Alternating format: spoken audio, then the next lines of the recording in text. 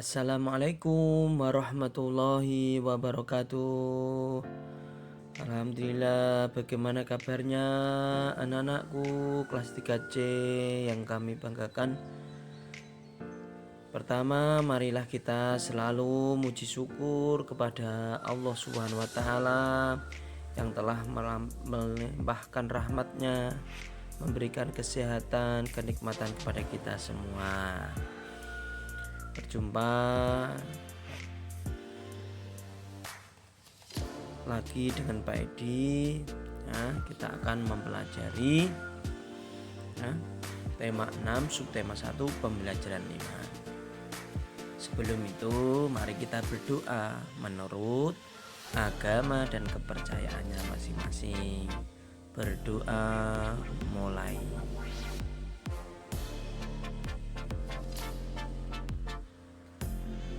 Selesai.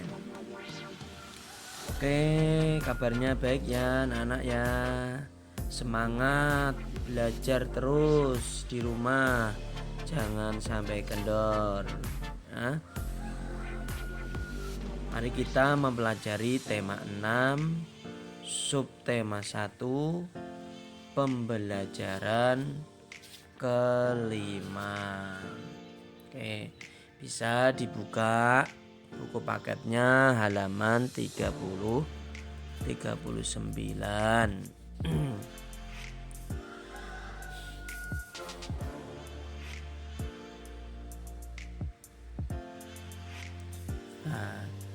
Di halaman 39 ini kita mempelajari pembelajaran kelima, tema 6 yang akan kita pelajari di pembelajaran 5 ini adalah PPKN, Bahasa Indonesia dan Matematika. Tujuan apa? Tujuan untuk pembelajaran kelima ini adalah anak-anak untuk mengetahui sumber energi, mengetahui sumber energi, dan kemudian anak-anak juga untuk mengidentifikasi, bisa menjelaskan satuan waktu, jam dan menit, dan memberikan contoh perilaku menghemat BBM, bahan bakar minyak. Oke, ayo mencoba. Hari ini Siti pulang sekolah dijemput ibu. Mereka pulang naik angkutan umum. Siti senang pulang bersama ibu. Tiba-tiba mobil yang mereka tumpangi mogok. Ternyata mobil itu kehabisan bahan bakar. Para penumpang terpaksa turun. Mereka mencari kendaraan lain. Begitu pula dengan Siti dan ibunya. Setelah naik kendaraan lain, Siti dan ibunya asik bercakap-cakap. Nah, itu ya. Dari bacaan tadi, kenapa mobilnya mogok? Karena kehabisan bahan bakar. Dan simaklah percakapan mereka. Nah, ini percakapan dari Siti dan ibu. Siti bicara. Mengapa? Ya, angkot tadi mogok. Ibunya menjawab, sebab bensinnya habis. Kalau bensinnya habis, mesinnya tidak dapat hidup. Akibatnya mobil tersebut mogok. Itu Siti. Kemudian Siti bicara, berarti bensin sumber energi mobil ya Bu? Ibunya menjawab, benar Nak, bensin adalah salah satu jenis bahan bakar minyak untuk kendaraan. Kemudian Siti, Bahan bakar minyak terbuat dari apa, Bu? Ibunya menjawab, bahan bakar minyak atau BBM berasal dari fosil hewan. Fosil hewan adalah hewan yang mati dan tertimbun di dalam tanah jutaan tahun yang lalu. Siti bertanya, berarti sulit ya Bu memperoleh BBM itu? Ibu menjawab, iya nak, butuh waktu yang sangat lama. Siti, apakah BBM hanya untuk menghidupkan kendaraan, Bu?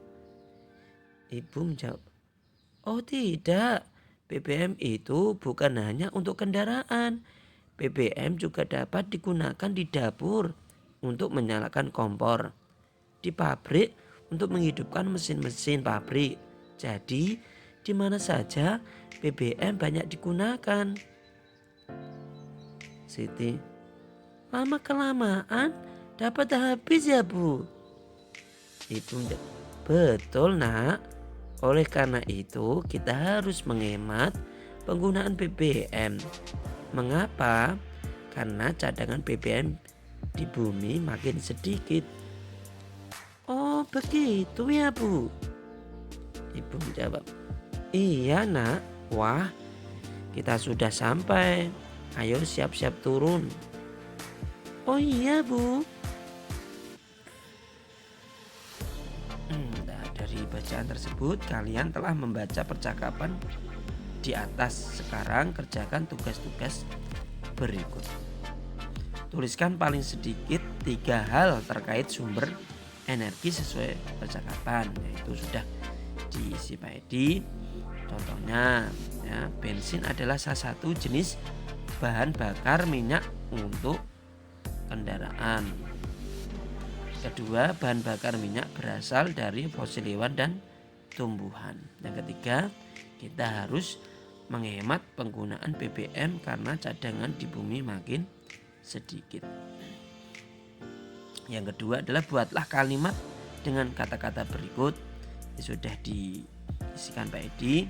Yang fosil, contohnya bahan bakar minyak berasal dari fosil hewan dan tumbuhan.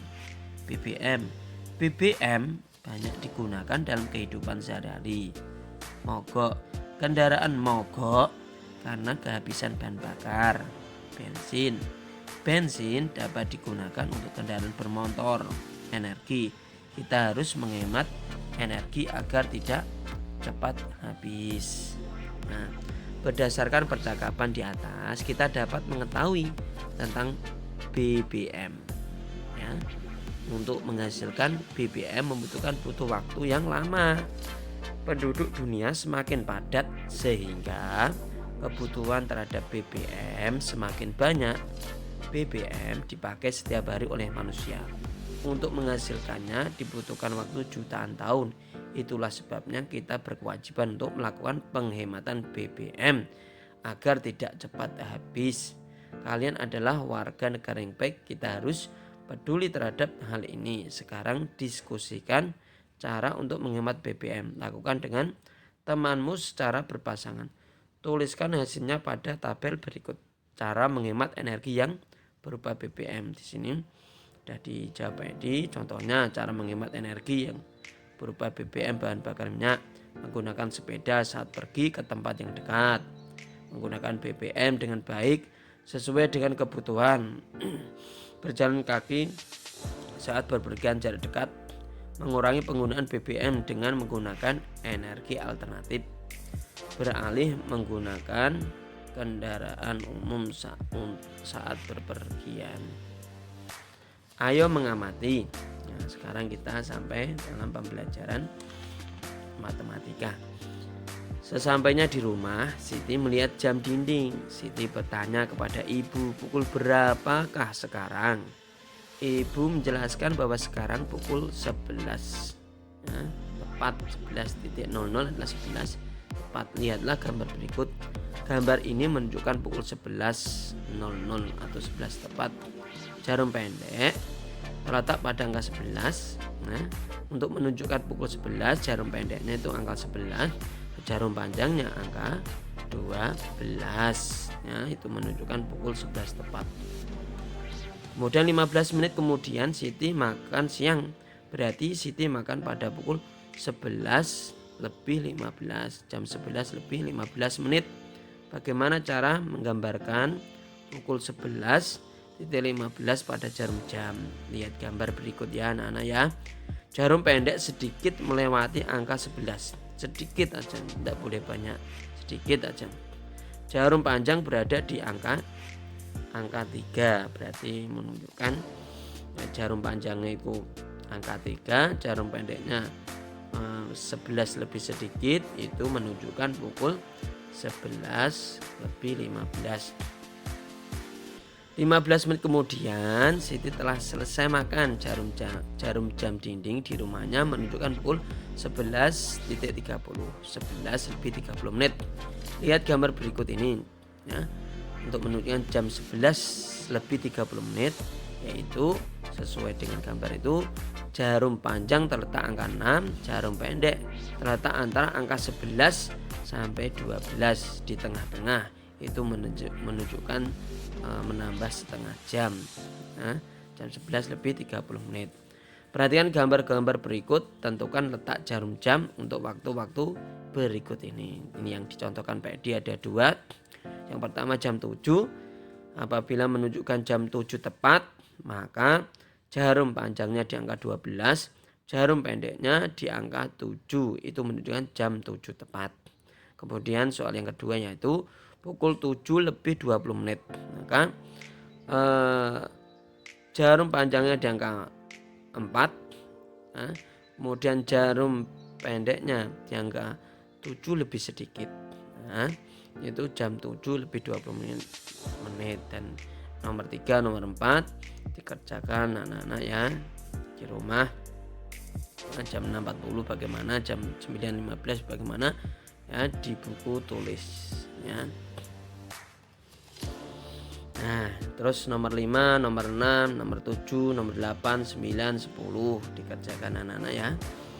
Kemudian kalian harus mengetahui bahwa dalam satu hari itu ada 24 jam.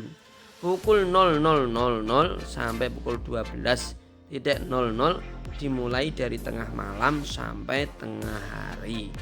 Setelah pukul 12.00 siang adalah pukul 13.00. Pukul 13.00 dapat disebut pukul 1 siang. Dengan demikian pukul 14.00 sama dengan pukul 2 siang. Lihatlah gambar di bawah ini ya. Ini gambar di samping menunjukkan pukul 13.00, jarum pendek di angka 1, jarum panjang di angka 12. Jadi pukul 13.00 sama dengan pukul 1 siang. Terus kemudian gambar kedua, gambar di samping menunjukkan pukul 14.00, jarum pendek di angka 2, jarum panjang di angka 12. Jadi pukul 14.00 sama dengan pukul 2 siang. Siti bangun tidur pukul 5, lalu kemudian Siti mandi, ibadah, dan melakukan persiapan berangkat sekolah. Kegiatan itu berlangsung selama 1 jam. Artinya pukul 06.06 Siti siap berangkat sekolah. Jika Siti berangkat sekolah pukul 06.00 pagi, Siti sampai di sekolah pukul 07.00. Jadi lama perjalanan Siti ke sekolah adalah 1 jam, karena jam 6 sampai jam 7 yaitu 1 jam. Oke, sekarang cobalah jawab soal-soal berikut ini ya. Ini sudah diisikan Pak Edi ya. Siti mulai belajar di sekolah pukul 7.00. Sekolah selesai pukul 12.00. Lamanya Siti belajar yaitu 5 jam, karena jam 7 sampai 12 ya. Dimulai dari 8, 9, 10, 11, 12 berarti 5 jam. Nomor 2, pukul 15.00 sampai dengan pukul 3 sore.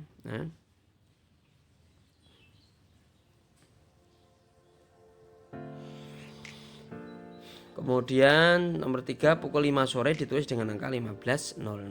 Siti mulai belajar pukul 19.00. Siti selesai belajar pukul 21.00. Siti belajar selama 2 jam karena 19, kemudian dihitung dari mulai 20, 21 berarti 2 jam. Pukul 3 sore Siti harus mengaji sampai pukul 5 sore. Lama waktu Siti mengaji adalah jam 3 sampai jam 5, yaitu 2 jam ya. Demikian penjelasan dari Pak Guru, semoga bermanfaat dan akan memperbaiki video-video selanjutnya. Dan tetap semangat di rumah belajar dan harus berbakti kepada kedua orang tuanya, dan jangan lupa menjaga 4M, memakai masker, menjaga jarak, kemudian mencuci tangan dengan sabun. Yang keempat adalah membiasakan berwudu, biar kita menjadi orang-orang yang baik ya. Oke, anak-anakku yang saya banggakan, demikian pembelajaran kelima dari tema 6 subtema 1 yang telah dijelaskan Pak Guru. Cukup sekian dari Pak Guru, terima kasih. Assalamualaikum warahmatullahi wabarakatuh.